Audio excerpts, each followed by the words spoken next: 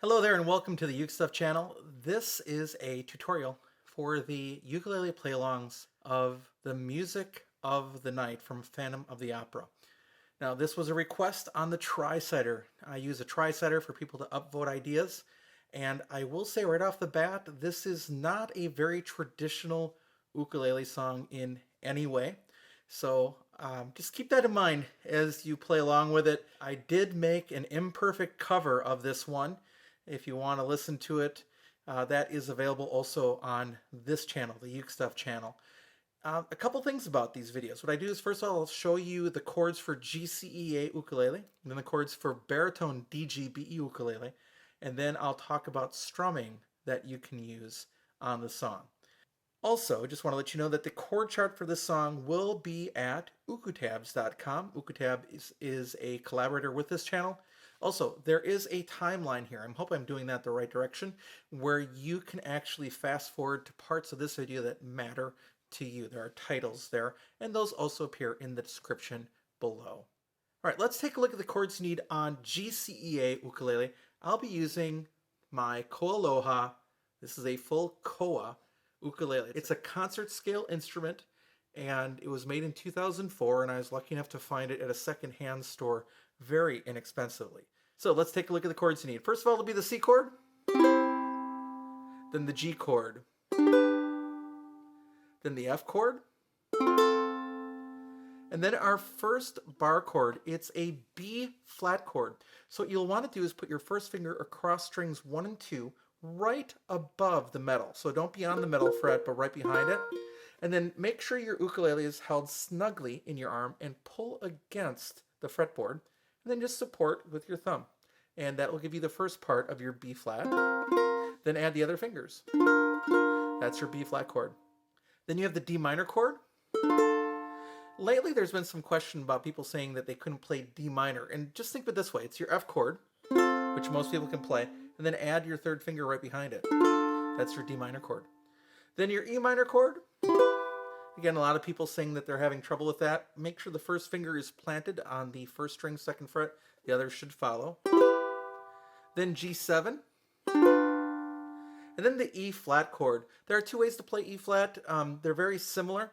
You can go first finger on the first string, first fret, and then the next two fingers on, so finger 2 goes on string 3, fret 3. Finger 3 goes on string 2, fret 3. You can also play this as a mini bar chord. So you can bend your third finger, play the first string, first fret, and then use your third finger bending to void that first string. That is your E flat chord. Now in the chart, the A flat chord, our next chord, looks really hard to play with your fingers going like this at the third fret. Now, you can do that with all 4 fingers, but there's an easier way to do it, which is with a bar chord, believe it or not. So what you want to do is bar across the third fret. Again, just like that partial B flat earlier, all the way across. Make sure the grooves of your fingers aren't right on top of any strings.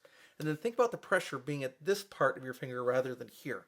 And then you add the second finger to the second string, now 4th fret, and the third finger to the 4th string, 5th fret. And if you look at it, it's really an F shape up 3 frets. So that's what the A flat is there. Then you have a D chord, however you're going to play it. A D7 chord. A B chord, which is the same as the B flat, but up 1 fret. So if you start on the 2nd fret with the partial bar chord. Then an E chord, which is very much like the E flat I talked about, where you put the first finger on the first string, 2nd fret, and then that partial bar. Some people like to do their fingers across there, like that. I think it's easier to start learning how to do that partial bar chord that way. And then the C sharp minor chord built on the 4th fret, and then you add the third finger to the 6th fret, 4th string. That's your C sharp minor chord. And those are the chords that you'll use for Music of the Night on GCEA ukulele.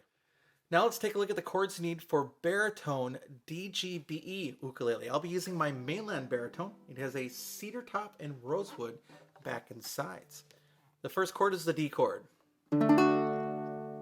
The next chord is the A chord. Then your G chord. Then your C chord. Then your E minor chord.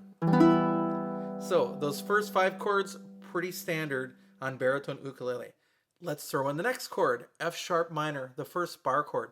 You're going to bar all the strings at the 2nd fret. Make a single bar with your first finger across all 4 strings, not on the middle fret, but just behind the 2nd fret. And then think about holding your baritone steady and then pulling against the fretboard as if you're going to launch something. Then support with your thumb.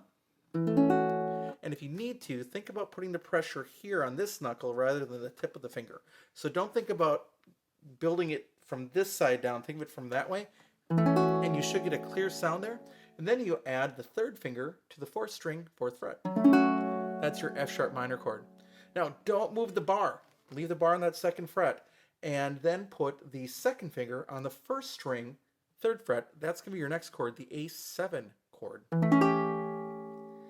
Now we're going to play the F chord. After you've played those other bar chords, this shouldn't be much of a problem anymore, even though a lot of people struggle with it. Cover the first 2 strings right behind the middle 1st fret. Think about, again, pulling against the fretboard, supporting with your thumb, and then add the other 2 fingers. That's your F chord. Then we're going to get the B flat chord. You can play this a couple of ways. I'll show you.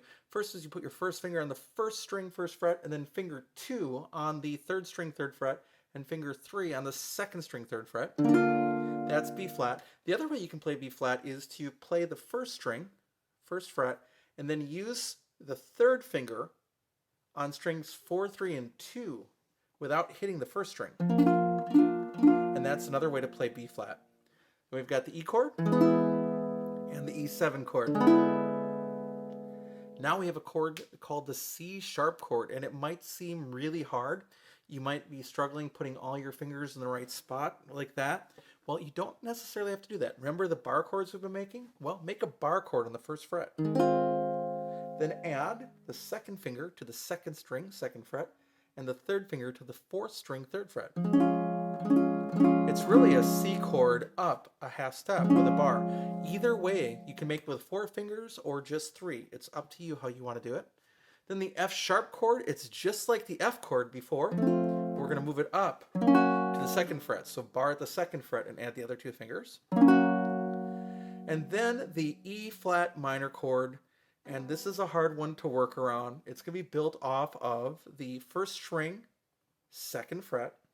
Then you're going to make the 2nd finger go to the 3rd string, 3rd fret, and then put the other 2 fingers around it. That's the E flat minor chord, and there's really not an easier way to go about that one. And those are the chords you need for baritone DGBE ukulele. Now for strumming, let's make one thing clear right off the bat. There is no right answer here. Andrew Lloyd Webber did not intend ukulele to be playing this song. I guarantee it. And in the orchestra, in the pit orchestra, there was no ukulele. So let's get that out of the way right away, that there is no right answer. What I'm going to give you are just suggestions. So take them with a grain of salt. If you don't like them, do something else. And if you can't do these patterns, feel free to play something else. There is no wrong answer here as long as you're with the beat. So let's take a look at some ideas.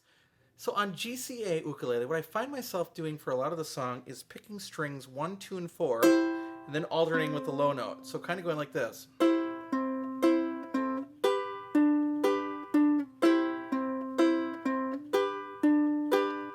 And again, that's just plucking 1, 2, 4, then 3, 1, 2, 4, then 3.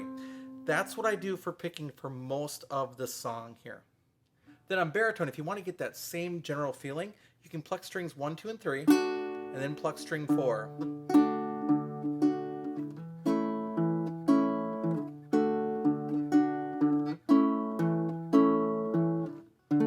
That will work really nice too. So at about 1 minute and 30 seconds, you see this change where the phantom character goes to close your eyes, and there's a very strong feeling change in there. So what I was doing on my recording, and again, in the imperfect cover, I don't handle the instrumental only bridge very well. In fact, I kind of mess up, but I just ran with it because it's an imperfect cover. And just to be honest, someone asked recently if I would make a cover of each of these songs so they could play along with that and hear what it's supposed to sound like. I may do that from time to time, but I can't promise that all the time.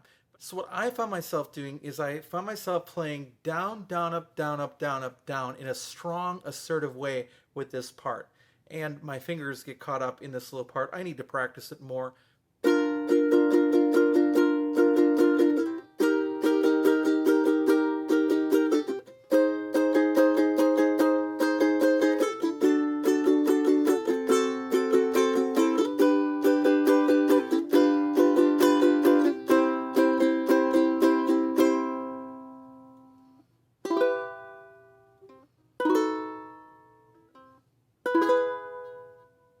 And that's kind of how that would go in my sort of cover and how I would treat that part in Music of the Night. All right, that pretty much covers everything you need to know to be successful on the Music of the Night by Andrew Lloyd Webber from the Phantom of the Opera. Again, if there are parts there that you don't quite get, that's okay. Do the best you can. If you can't do the strumming patterns, do your own. It's all okay. So thanks for watching the video, and I will be back soon with some more uke stuff for you.